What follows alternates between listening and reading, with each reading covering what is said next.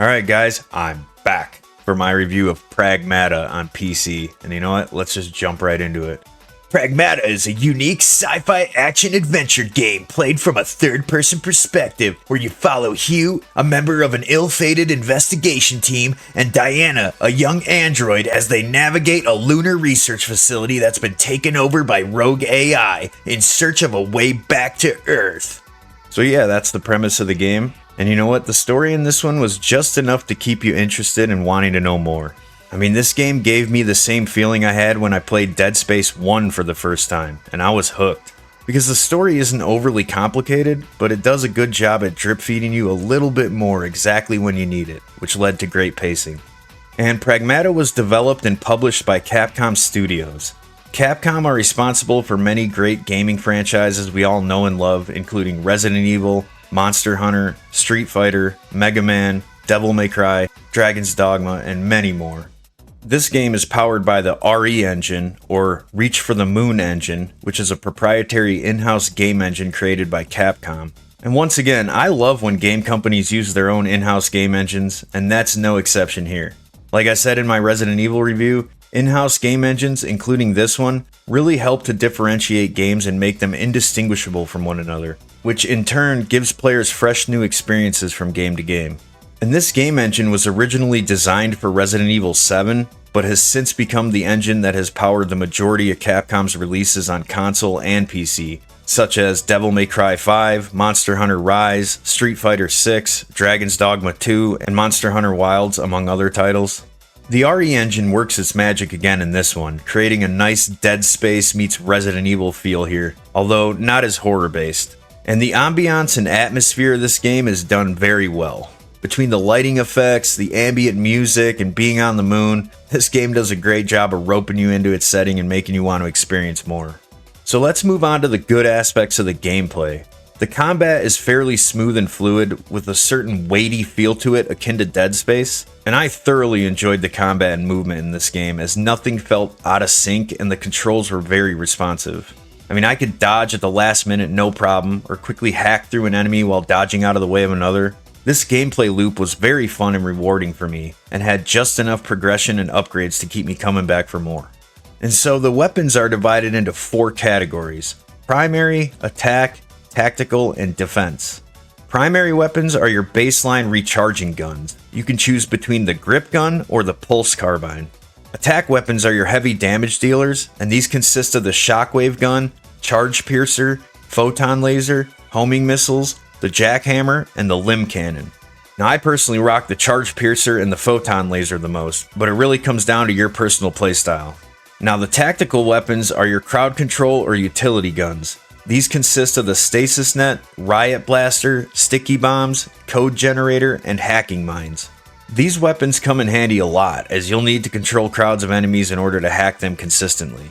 And the defense weapons are your shields and decoys, and these consist of the decoy generator, impact barrier, and the drone hive.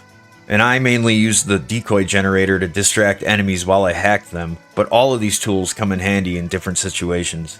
And the hacking mechanic actually adds quite a bit to an outdated gameplay formula. Because if you stripped the hacking mechanics away, this game would be your standard generic third-person shooter as far as combat's concerned. But with the hacking mechanics, it breathes completely new life into an aging formula.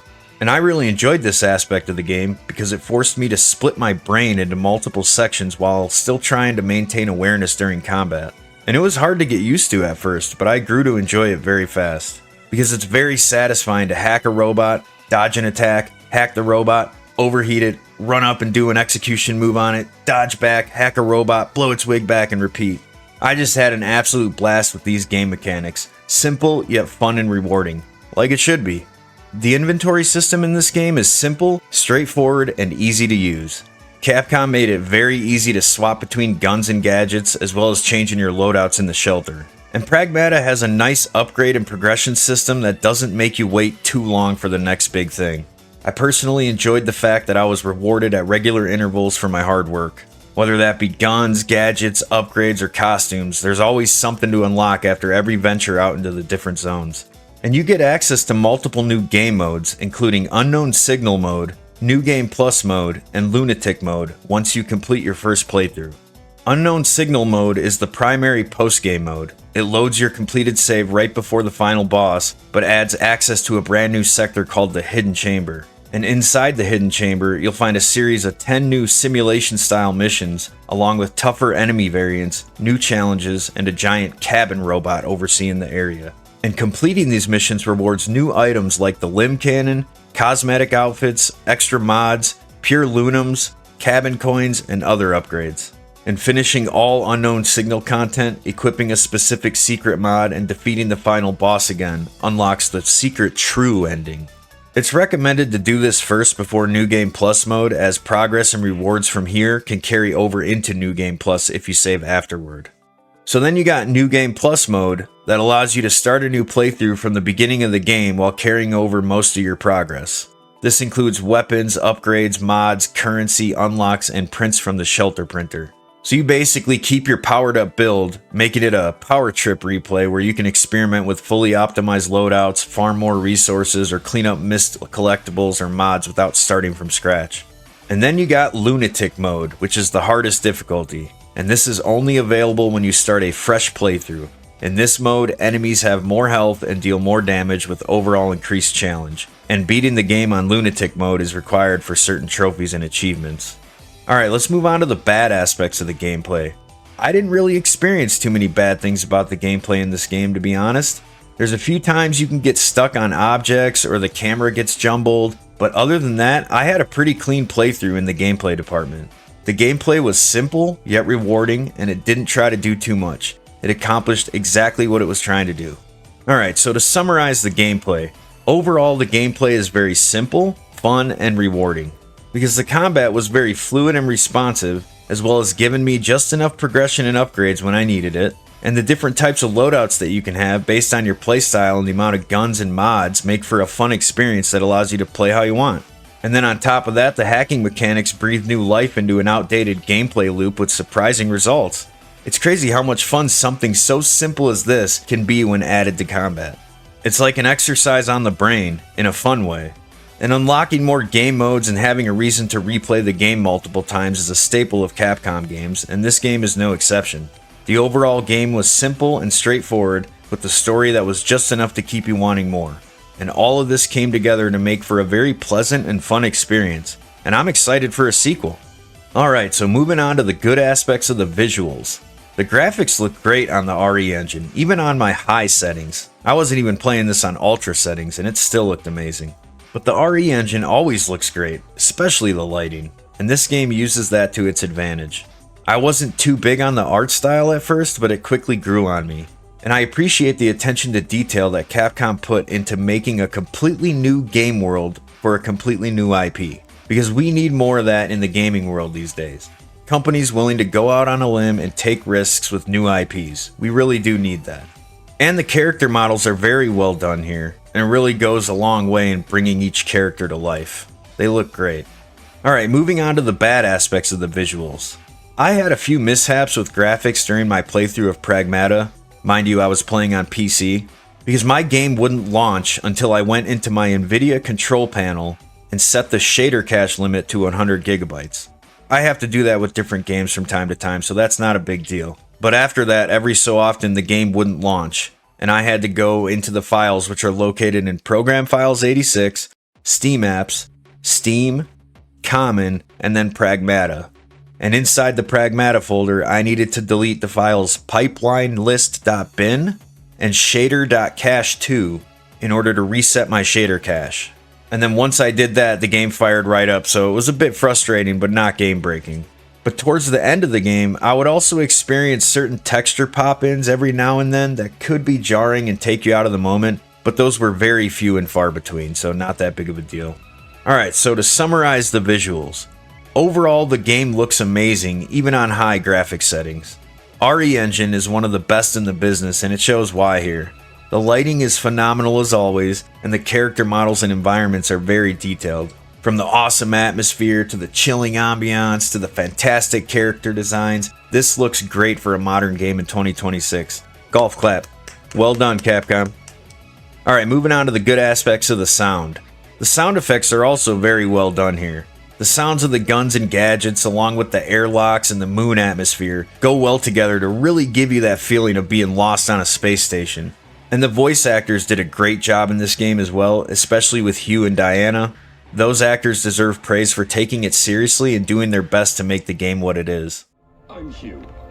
I don't do babysitting, but I'm gonna need your help, and, Hugh. Diana. Yeah. Hugh. Diana. Hugh. Diana. Hugh. Diana. Hugh. Diana. Hugh. Diana. Hugh. Diana. Diana? Diana. Alright, moving on to the bad aspects of the sound. The music in this game is okay at certain parts for ambiance, but overall the soundtrack is pretty bland and forgettable. They have music tracks in this game, but they're more just ambiance and noise, except for a few which still only have tiny sections of what I'd call music. And it's not terrible or anything, but the music is completely forgettable in this one. And maybe that's how it should be so as to not take away from the rest of the game, so take that as you will. So to summarize the sound effects are great, along with the voice actors, but the music falls flat as it's just ambiance and noise mostly. But Capcom did a great job overall with the sound here, and I think it was a conscious choice to keep the music to a minimum and just focus on atmosphere and ambiance, which I can respect. Alright, moving on to my final thoughts. In 2026, it's nice to see a AAA company take a chance on a new IP, seeing as it's so rare these days. Capcom didn't try to do too much here and stuck to the formula that works for them, while finding ways to innovate that formula even when people thought it wasn't possible. Because the hacking mechanics bring so much life to a straightforward, done a million times third-person shooter that it takes the game from a boring middle-of-the-road shooter to possibly one of the best of the year. And there's just enough content here, between the different mods, the guns, the gadgets, and the game modes, it'll keep you coming back for more on multiple playthroughs, and that's a great thing. Because people want progression and unlocks in their games. Not just cosmetics that you can buy in an online store, but actual unlocks that you can only get by playing the actual game. And you know what? Capcom is always good about giving players a reason to keep playing. The story was interesting enough to keep you wanting more, and that's really all you can ask for these days. I got hooked into the story and truly wanted to know more, and I'm ready for the sequel, so they did their job. And the RE engine makes this game look amazing, with great lighting and fantastic character models as always. And also the sound effects were on point here, between the guns, the gadgets, and the characters themselves, it was all very well done. My only gripe was about the music, or lack thereof. It's music, but more like complete ambiance most of the time, which does go well with the overall game. So with all that being said, should you buy this game? Yeah!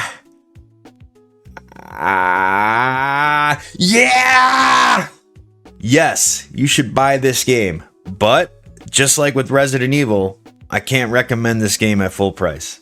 This is more like a $40 game at best, because like most Capcom games, each playthrough is around maybe, 13 to 15-ish hours, and you have like 3 playthroughs worth of content, so about, 40 to 50 hours or so. And for me, that's not worth $70, even though it's a great fun game. So because of this, you should wait until it goes on sale. But I do highly recommend you pick this up at some point and play it, because it's a damn good time and you will not be disappointed. Alright, well that was my review of Pragmata on PC. I had a really good time with it, honestly. So let me know what you guys think down below if you played it. Did you like it? Didn't you like it? I'm definitely looking forward to a sequel, and I hope they do make one. But anyways, guys, I'm gonna get out of here for now. Until next time, peace!